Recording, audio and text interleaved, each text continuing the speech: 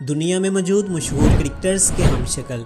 दोस्तों, सचिन तेंदुलकर को कौन नहीं जानता। क्या आप जानते हैं कि इंडिया में इनका एक हमशक्ल मौजूद है और अगर आप उसे देख लें तो आपके लिए पहचानना मुश्किल हो जाएगा कि वो असली ही हैं या डुप्लीकेट, जैसा कि आप वीडियो में देख सकते हैं। दोस्तों, शाहिद अफरीदी का भी एक जुड़वां है जिसका नाम उमैर मलिक है। ये आदमी इस्लामाबाद का रहने वाला है और काफी लोग इसे शाहिद अफरीदी समझ के इसके साथ सेल्फीज ले लेते हैं।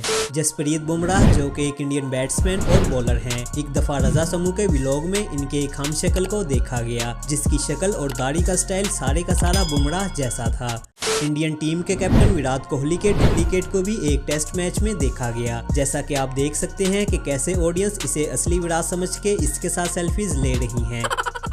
दोस्तों, अगर क्रिकेट विंस की बात हो रही है तो इस सोफे को भी इस लिस्ट में आना चाहिए, जो कि शाहीन अफरीदी की स्माइल से इंस्पायर्ड है। वाकई ही बिल्कुल वैसी ही स्माइल है।